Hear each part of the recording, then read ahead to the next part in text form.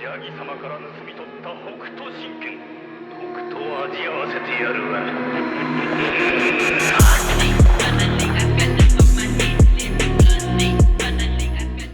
Hello everybody, welcome to a new video. I really hope you're doing alright today, and I gotta let you know one thing. Only about 16% of you that watch my videos are actually subscribed to the channel, and it goes a massive way in me being able to build it up. If you can just go ahead and click the sub button, it helps me tremendously. Also remember to check the bell if you want to see all my videos when they go live, you get a notification. And now we can get into the video. Hey, how's it going everybody? Welcome to a new video, and it's been a while since we've done one of these commentaries, right? But here we are once again discussing this Junkyard plus 25 in this case, and the point of the video is to just, run down through what we're doing in the key, just a little bit of a showcase of how we're doing these things. The key is not a high one by any means, but that's not really the point. It's just to talk a little bit about what we're doing in the key, maybe show some gameplay, maybe some things that I might think that are interesting from the point of view of a Holy Paladin, as well as just as in general talking about how we play the key. In this case though, we start doing something that was not intended by any means. We just need to pull this back because we got a little bit of an unlucky pathing with this first patrol. And yeah, you don't really want to be killing these ever, however we just ended up having to, and that's completely fine. We just take a little bit of time into it, but yeah.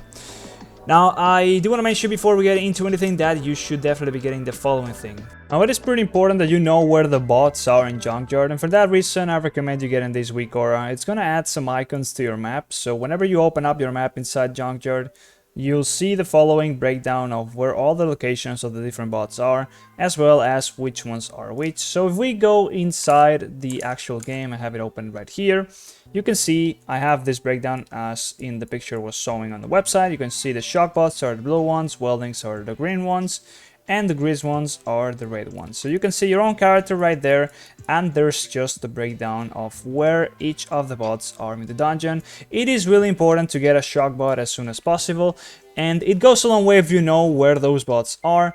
It's gonna be a matter of you going to each one of them if you don't really know where they are or how accessible they are. You just go there and try and check them out, even if it's on a Mythic 0.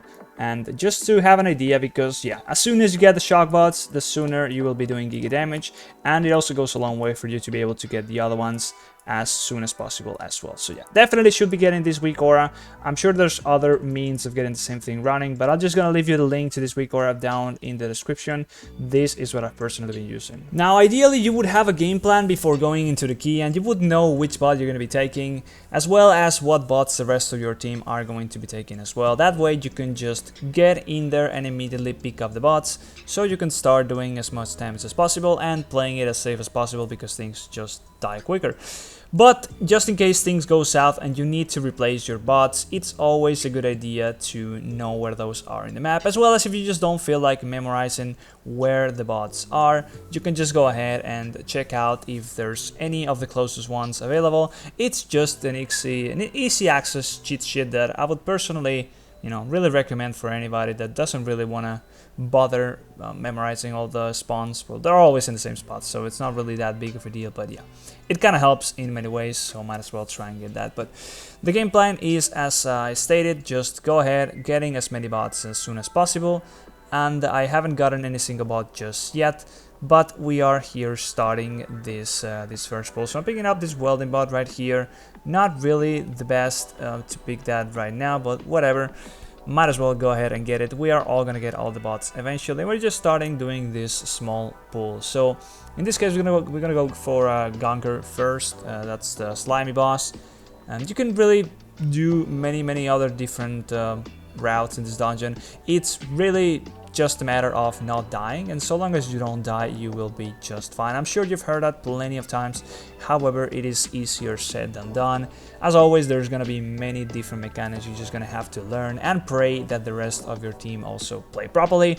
The higher you go, the easier it is to just get killed by something, and it's just going to be so much better if you just play things safe. And part of that comes with, goes around with picking up the bots. But yeah, right now we still don't have a bot. We're just about to pick a shock bot, and we're just finishing up this pack, and yeah, we're gonna pick the bot right here underneath this pipe. That way we can start doing some good old damage and getting into the worst part of the dungeon. In my opinion, it is just really annoying, but it is, yeah, due to these big ass monstrosities, Now the thing about these guys, of course, you know, it's they pull you inwards and then they apply this nasty dot or nasty debuff. You have to either heal through it or dispel somebody. As Holy Paladins, we can dispel the diseases, so that is perfect for us.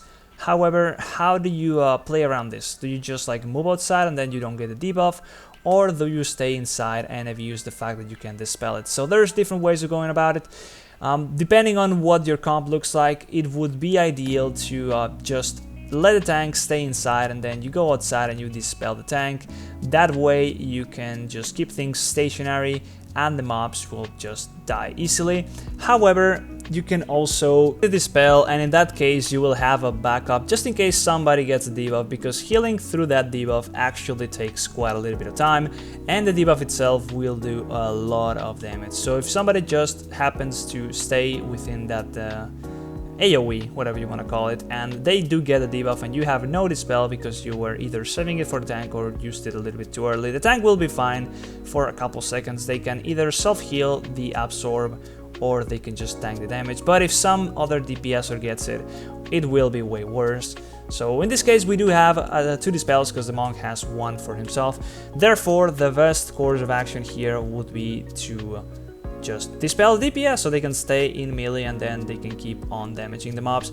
In this case though, I think that's already being done. We didn't really set it up, but ideally that's how you would do things. You would address who's gonna get the dispel beforehand, and that way you would just try and min-max the damage there. However, once again, it's not really that important to min-max damage in this case, but it's not just damage that's being min-maxed by doing this, it's also the damage, or rather how safe you're playing the pack, because if you're just staying in melee and you're not even worrying about you know, getting damaged by the debuff because you're getting dispelled, therefore nothing really happens, then you can focus on other things like ceasing or kicking other things. Now this part of the dungeon, it's not just bad because of these guys creeping you, there's plenty of other things that are going to be pretty annoying. Now part of it is like the elementals will be charging around. You can just CC them as they charge. You can hotch them, you can use your blinding light, plenty of ways of making sure these guys never leave melee. Now there's also going to be kicks going through though, and we also have the frontals, we have the sleeping puddles. This right here is a really sketchy moment. I do manage to dispel the debuff, but I just get dispel coming back at that point, so I used the plume on myself thinking I might just be toast, which would be pretty bad because at this point I already have a bot, but that wouldn't be the end of the world. In this actually we'll wipe at some point in this run. It wasn't clean, but we managed to recover and still 2 chested the dungeon. But yeah, there's other things that will be doing a lot of damage. As you can see, I dispel myself here, so you can stay in that if you dispel yourself and there's nothing going to happen. You're just gonna be being gripped into melee, and yeah, it's like the mob just doesn't do anything. It goes a massive way. You are able to actually, you know, address who's gonna get dispelled, and the tank could really always just heal through the absorb. So there's a potential where if you have monk and you were playing any other healer for any other reason, they could steal, like self-heal through the absorb, and then the monk could dispel somebody else, so you would min-max DPS. In this case we had the rogue staying on melee and he was getting dispelled by the monk. So the monk was just self-healing through the debuff for the most part, and then the rogue was staying in and doing damage. So that's a way we did it with min-maxing. Then we already had a bit of a ranged comp, like the Survival Hunter didn't really lack or lose too much for moving out for a little while there. And of course the Warlock was, you know, he could always try and stay in melee, but he had to go out to range anyway at some point. So either way, let's move on to this boss. We just, you know, good old heal a little bit here and there, and not much is going really. It's not much going on really on this boss. It is quite easy. That's definitely fortified right now, so the damage on him is not too high. Now at some point this sticking damage will be way scarier, especially in Tyrannical. And now the good thing about this is, for the most part, people will be stacked up on top of the bot. Now you take the same damage whether or not you are inside the bot, don't worry. There is a debuff, but that debuff is not doing any damage to you, it's just signaling that you are immune to being gooped, and therefore you can be inside or outside. You will just be taking damage throughout the entire fight no matter what.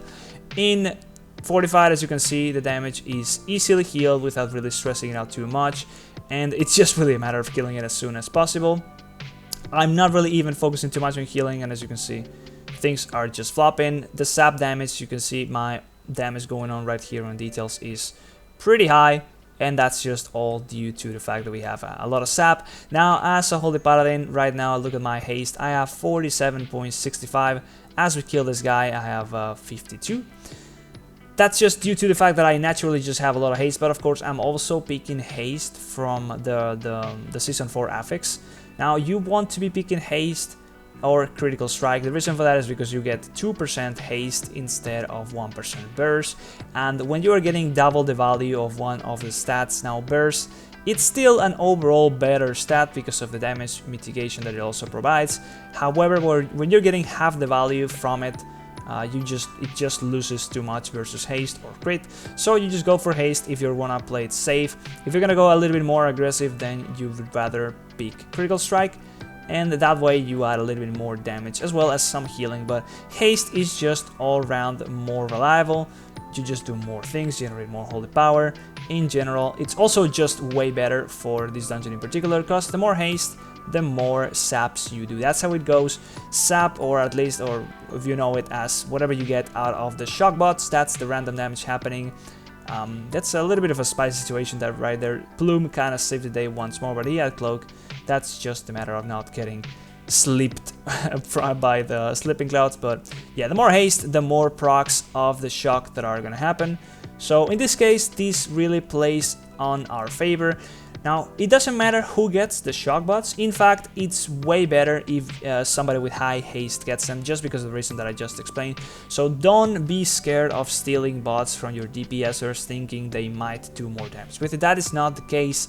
If you have a lot of haste, you will be doing more damage than them in any case. But that is true, a lot of DPSers are stacking haste anyways, so, you know, it kind of could be the case that they just have more haste than you, but in this case I have so much that that's not true. I'm still lacking the grease bot, and that's also a reason why getting a grease bot is so important. You get a massive amount of haste out of it. So, you know, if it's not the shock bot, but it's also really important to get it because it increases the damage that you will do with the shocks by a great deal. So in a lot of cases, it doesn't seem that worth to kill the mini-boss, especially before it got nerfed. Nowadays, not so much. It kind of just seems like he doesn't really heal that much, and therefore, you know, it's kind of whatever. Up until a certain key level, it doesn't take that long. It's not that dangerous. Now, especially in this dungeon though, with the shocks from the bots, things just die quick enough, so it is completely fine and safe to kill it. In fact, the more of this stat we get, it's just gonna multiplicatively be better because we just get more stats out of, well, especially haste. And for the most part, I do believe that everybody would just likely be picking haste here because of what I just explained with the bots. But yeah, the more stacks you get, the better the whole dungeon as a whole is just gonna go.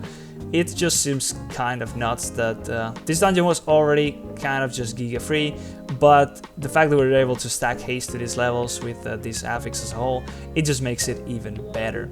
Now, a thing about this Season 4 affix is that it gives extra haste, but it's not just flat out haste. At least that's what I've been told. And the thing is that the way this works is a little bit like Expedient. If you remember Season 4 of BFA, there was a corruption that you could get in your gear that increased your total haste by a percentage. So it wouldn't just give you flat haste, but instead it would increase the amount of haste that you already have by that percentage. So if you would have like 1,000 haste, and you would have a 16% or whatever increase on your haste, then that 1,000 would be increased by that percentage. That means that the more total haste you have, the better that affix is going to be, the better that increase in the stat is going to be. So it is not just a static increase, it is even better than that. It scales with however much haste you have. So you have a lot of things piling up on top of each other, and yes, you can see we ninja pulled the crawler, which is a death sentence, and this is what I meant by we kind of just wipe in this key because somebody ninja pulled this crawler. It's one of the things that happens when you don't kill this guy. You don't really want to kill him because he does so much damage. You require so many cities to get this guy down before you just die out of the damage. And unluckily, we did ninja pull it. I think the rogue might have body pulled it as we engaged with the boss. Unfortunately, we were kind of bugging this key as well. We had the Rogue and the Hunter were not in Discord with us, but that's fine. We just go again. We just gotta get the bots once more, and the key doesn't really go completely clean from here forward either, but so long as you do get the bots, this key is extremely recoverable, even to the point of 2 testing it. Now, this is still a 25. There's already been a 30 done on this key, so this is not a high key, but even then, the thing about this key is the bots scale infinitely with the key level, so they just do more damage the higher you go, and therefore the key kind of just times itself no matter how high you go. And we do have some issues here. I'll die soon enough as well from the exhaust just being a bitch, and my Warlock almost dying and me panicking trying to run through them, but all in all, so long as you are able to still recover and get bots, the key kind of just times itself. It is the nature of it. You just get a big bunch of bots and they will do the damage for you. So long as you don't die, you're completely fine. And that's what I mean. The exhaust made me not able to heal the Warlock. I panic, I run through it, and I end up jumping onto a swirly. That is one of my weakest points. I do tend to jump a lot for no reason, which ends up making it so that you have like downtime for you know, how long or how soon can you correct your movement trajectory, and ends up killing me sometimes. I want to mention why do I have Bloom right here, and the fact is I just got it on the Bolt. I did not drop it from the boss itself, Kel'Thas. I just picked it up on heroic item level from the first week of the weekly Bolt. Now, do I think we are gonna be playing Plume? I don't think so. Now, Plume is really good, it's a really safe trinket, however, it doesn't add any damage. It's always gonna be lacking that side of things. But there's another problem with it, is the fact that it's an on-use trinket, and we are always going to be ending up using Resonant Reservoir, the trinket from the Sun that does a lot of damage. That is our basically a must. You need to get that trinket if you're trying to go any higher doing keys. Now it's mandatory just because it does so much damage, and there's no reason not to just buy it with the dinner. So that's what I am going to be buying. In fact, by the time this video goes up, I'll already have it. But that would be 2 on-use trinkets, and the problem with 2 on-use trinket is that whenever you use one, the other one will go on a 30-second cooldown. That really defies the point of having Plume, because if you use Resonant Reservoir, which you most likely will be doing as you engage a pack, and then you just for some reason need to use the Plume as you know, it's almost like a second lay on hands, but you just plan on using it regardless, you now have to wait 30 seconds. That is kind of just defying the point of having a really safe healing trinket. It will still do what it does 30 seconds after, but it just means it's really clunky. The thing about Plume though is it's mostly out of CD, as you can see, because you don't really need it.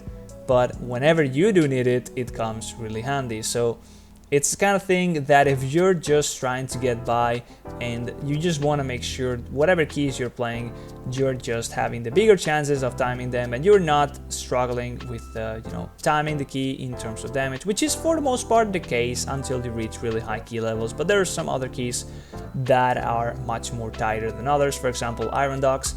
Then at that point you really start thinking, oh well, I kind of want to have as much damage as possible. But if that's not the case, playing it safe with something like a Plume can go a long way. Now, getting a Plume though from the dinners, I probably wouldn't do it personally, but that's because, yeah, my idea of pushing keys is to try and go pretty high. Not like I am going that ham on pushing keys, but regardless, I would always try to itemize for it, and my suggestion would always try to be to, you know, get what I am also trying to go for.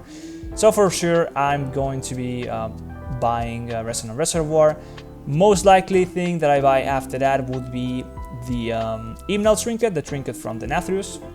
That is also really good. It gives a lot of critical strike. It also increases the amount of crit you get the more people have it in your group. So naturally, I think a lot of other people are gonna end up using that. It's really good. It's a lot of critical strike.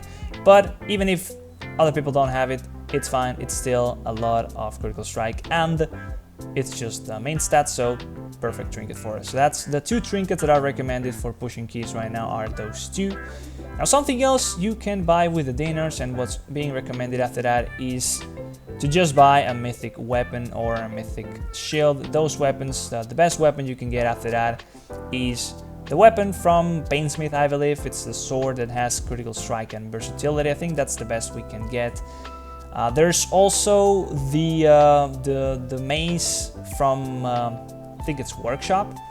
That one is actually the best in slot. It has haste and burst. However, you can't buy that with the dinners because the dinners only work for raiding gear. So that one you would have to get from the bolt. But yeah, ideally you would always be buying, or rather getting, the weapon from the Antorus on mythic item level, but that is not possible to buy with the dinners because the tokens from Castle Nathria are just not in the vendor for some reason. So if you are able to access mythic item level loot even with the dinners to just upgrade it, then your best bets are going to be to get Resonant Reservoir, then get Cavalist Hymnal, and finally either to, well, first you would get the weapon from Painsmith, critical strike and versatility, if I'm not mistaken, and secondly you would be getting the shield from, I do believe it is Lords of Dread. It is just higher item level, so quite some more intellect. However, that one doesn't have the best stats. I think it has haste, but then it has mastery. It's probably just worth it because it has a little bit more item level. So item level is king, so long as you get a lot of intellect, especially in your weapon slots. So it ends up just being worth it even if it's kind of bad item level. But those would be the things you want to be purchasing with your dinners over time. You only get to purchase 3 things though, so you kind of have to make the decision between a weapon or a shield. And you would always be picking the weapon because it just has more main stats. So yeah, you wouldn't really ever be picking the shield so long as you don't get a weapon elsewhere from the bolt somehow.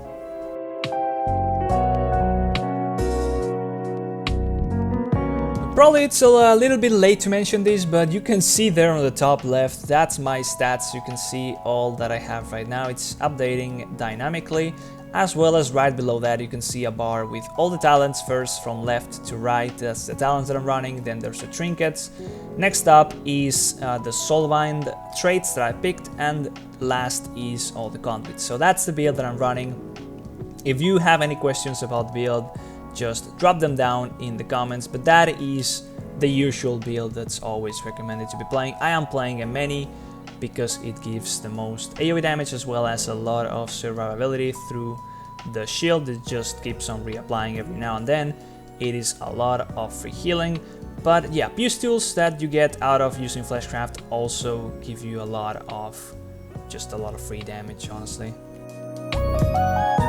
We might as well talk a little bit about gameplay. As you can see, we are always standing on melee. There's no chance where you want to be laying back and just casting unless it is like your last option. Here we're testing a little bit the waters by not popping Devo just to see what the damage is like. Probably not the best choice, should have just popped it for safety. Better safe than sorry. But you can see we are just whacking out the boss, following the spell prio of Holy Shock first, and then in this case it would just be Hammer of Wrath because we are playing Vanguard's Momentum, so that's refreshing our damage increase buff, holy damage increase buff. So Holy Shock and Hammer of Wrath are usually the big prio to keep on cooldown here. Next up it would be to just generate Holy Power with Crusader Strike. However, Crusader Strike doesn't do as much healing. Here we do misplay a lot. As you can see, I have nothing and we're dying, and that's because I kind of just misused a charge of Vanquisher's Hammer. I did not have any up, and that is the only way you can ever try to survive those big damage scenarios. You need to have a charge of Vanquisher's Hammer ready. Ideally you would have wings, but that in this case was just not what how it happened, and it ended up being a little bit too dangerous. On a hierarchy that would have literally been a deplete right there, probably not enough shock bots or time to recover at that point. So yeah, you want to make sure you play things safe whenever they get scary. And that's why Vanquisher's Hammer is such a strong spell, as well as such, not a difficult, but kind of I don't really want to say high skill ceiling spell, but just make sure you don't ever just overuse it. Look at the timers for the fight whenever things are going to happen. I do tend to forget to look at that myself, and it ends up costing a lot of time, just people dying. Easily avoidable by being aware of what's going to happen. Now here we are trying to shroud past a lot of the tigers that are invisible, and we end up deciding on a different route because we pulled a little bit extra at the beginning. If you remember, we ninja pulled the pack, we didn't intend to kill. So now we do not need the whole of this area up here, and instead, well, I just end up having to invis spot to make sure I do not ninja pull the tigers. The tigers are really dangerous. In 45 they apply a very nasty bleed, which you can bop off, but there is a bunch of them and they will be applying a bunch of different bleeds. Really likely somebody will die.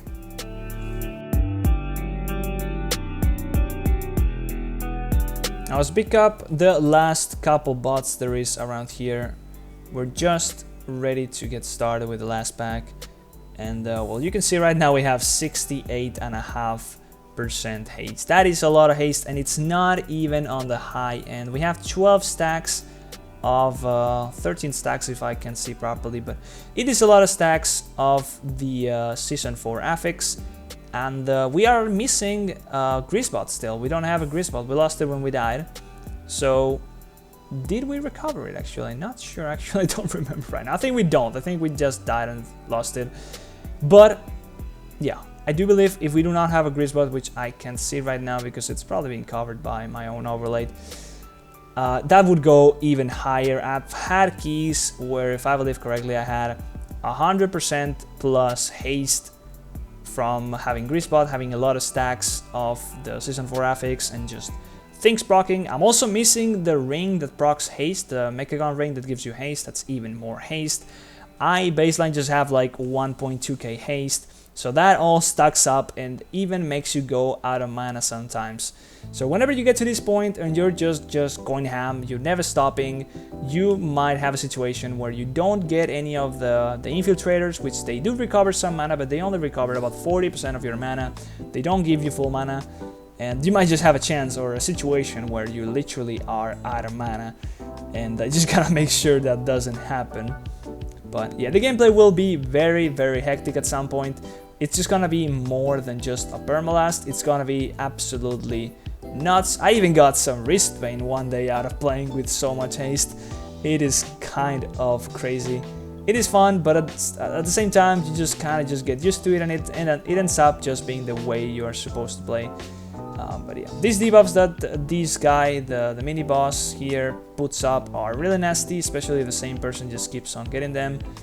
But for the most part, that should not be the case, and you could always just rotate some sort of way of mitigating it. Sacrifice, or rather Blessing of Sacrifice and Devo are really the only things we can do about it. But yeah, now we move on to the mini gauntlet, and we just want to be jumping over these beams and over this shock platform whenever it's not actually shocking. You can't jump over it when it's shocking, I do believe, and kind of left a little bit of a zigzag. Now this sucks a lot whenever there is Grievous up, because people are still dying as you're doing this, and you kind of feel like you should be healing as well as you're trying to climb up. But the quicker you just activate the pylon, the better. The ideal way of doing this is everybody just goes down, and either you or the tank stays behind. The rest of the people go down by getting spotted by one of the bots, and whenever they get spotted by one of the bots, they go down without taking any damage. And that way they're ready downstairs, ready to DPS the boss, and you as a healer or the tank, usually you because you do less damage, would just stay there and finish it off. And now we're just done. You can see we have 8 deaths. We ended up still 2 chesting the key by quite a little bit, and we got the wrong ring, unfortunately. That is not the good one. Still don't have either the activator or the effect, the proper ones onto these rings. But that's all I have for you today, guys. I hope you enjoyed the key, hope you enjoyed the breakdown. Let me know any questions you might have, and yeah, also drop a like, subscribe to the video. I'm streaming on twitch.tv as well as on this YouTube channel, so if you want to watch me live, just either follow me on Twitch. I got links on the description as well as on my biography, I think it's called. And yeah, that's it for today, guys. That's it for me. I hope you enjoyed the video. I'll see you in the next one. Bye bye.